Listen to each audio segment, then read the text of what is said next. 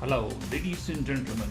Welcome to Triple N Media. I'm going to show you how to connect your two-source audio into your computer so that you can play music or a keyboard or any other instrument along with your voice in Zoom or Gmeet classes. If you're teaching music or if you're teaching anything else, this will be a great setup. So let us begin with the feature presentation as how you can do it. There are many ways it can be done, but this is what I have. This is my setup here. As you can see, I have a computer with two monitors, and here's a karaoke song that's playing here. But if it plays on the original computer, which is transmitting the Zoom or Gmeet, it is not going to play the music from two sources. Okay, and I have some nice light, and if you are going to be presentable, you need to be having some lighting. You can buy the cheapest light from your local store and put some frosted glasses, and so you get nice diffuse light, and use 3000 kelvins. Remember that number, 3000 kelvins. If you use 5000 daylight, it just washes out your skin color and it looks kind of pale. That's not good.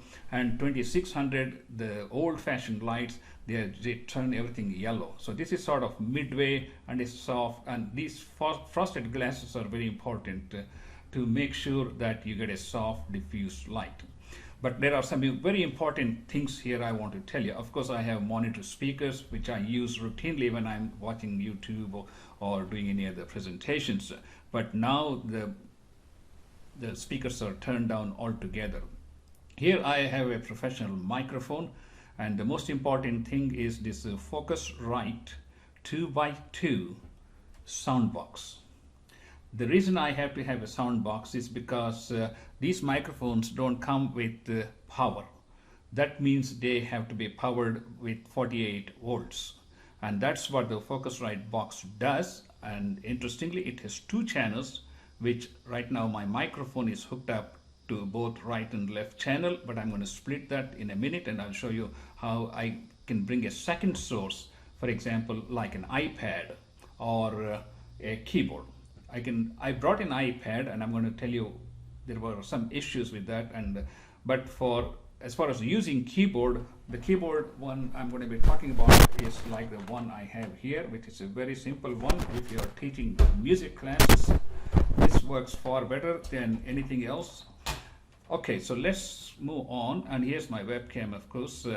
The next thing we want to do is have a nice backdrop. Put some curtains and put a little shelf, some light, make it look more presentable, and that's very important. Next is I have an iPad here, and my iPad can be connected to the mixer with a 6.35 millimeter on one side. If you don't get it, you can get this one, and you get a bigger one like this one. You put this on 6.35 and a lightning source on the other side, which goes into iPhone or iPad. Okay, so that's the second port, and this will go into the second port here of the Focusrite mixer. Let's move on here, and here's the setup, and this is the cable I was talking about. This one, the lightning end goes into the iPad, and this one goes into the mixer channel number 2. Let's move on, and here's the iPad connected, as you can see, going into the mixer channel 2. The only problem I noticed when I connected the iPad and played some music was the voice was coming okay, but the instruments were creating echo. And there's another issue with this Focusrite box, because this 48 volt power boost is for both channels. So I don't know if that had any effect, but when I put it online, it got a little clear, but it was not perfect. The only way to resolve that issue would be to have a USB mixer board like Yamaha 10XU. That one has a separate channel of audio going into your headphones rather than recycling into the computer. Next, we're going to look at this is the connection here. Let's move on to, this is how the iPad, I can put it in front of it, but it is actually the computer that is having the Zoom connection with the people on the other side. The next place where it will work exceedingly well is with the keyboard. If you're teaching music lessons and if you have a keyboard, you can connect that with this cable, which is like 3.25 on the back of the keyboard, and of course an XLR connection here to the sound box. So you're transmitting stereo sound into the system. And when you do that, you are all set to give nice musical classes. So let us do a demo of this keyboard. Of course, when you have the keyboard hooked up to the Focusrite, which is boosting your sound, you need to put the volume exceedingly down and then bring it up slowly. So I'm going to give you just a little demo of like here. Now my keyboard is hooked up, the volume is at this level. I'm going to start off with D sharp. Let me change the instrument. I hope you can hear this. I can hear it. Now I can practice.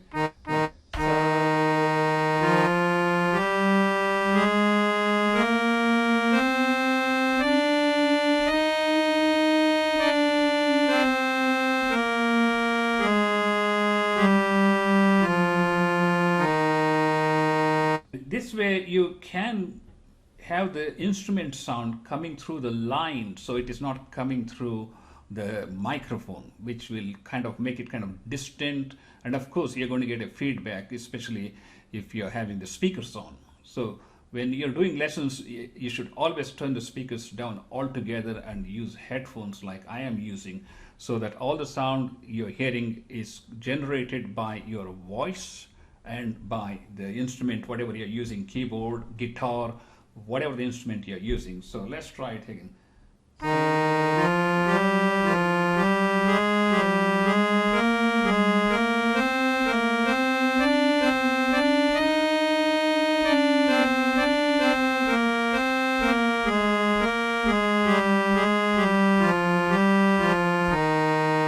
So this would be the same voice which hopefully would be heard by people across the globe, so they can actually be able to sync their voice with the notes, or the guitar notes, or piano notes, or keyboard note, whatever you're using.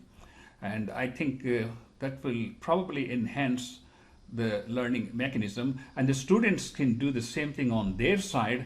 All they need to do is get a splitter, audio splitter, that is going into their laptop. Audio, whether it is lightning or whether it is 3.25 inch input, you can get a splitter. So you put microphone into one of them and the keyboard input into the second one, and both of them are going to go through the same line. In that way, you can have them the same setup at their end with a microphone and a keyboard, so that everything would come like you're listening in a concert, with professional audio sound and the keyboard going through the line which is processed by the computer. I hope this has been useful to you, and if you have any comments or if you have any better suggestions, please do leave it in the comment section, and come up with more ideas as how we can improve these lessons. As I said, I tried to play, let me see if I can play the iPad, and the iPad, the voice comes out okay, and here's my iPad. Well, the problem is I can't play all this copyrighted music, so I don't know how we're going to do it. Let me... Dr. Nik Nikam, a cardiologist from Houston, Texas. This Medicare update seminars are brought to you by NANO Media and Health Life 360 LLC, located in Houston, Texas. If you have any questions or concerns about Medicare, Medicare supplement plans, and other things, we will be more than happy to answer your questions. Okay, as you can see, there is echo coming on, and as I said, this can only be resolved with having a mixer where the sound is not amplified with the 48 volt boost, and also the mixer board which I talked about, Yamaha 10XU, will separate the audio coming in and out so that you won't get the echo. But as far as using a keyboard, I think it does serve the purpose, so you get the idea as how we can do it. Thank you so much for watching this presentation, and I will see you in the next video.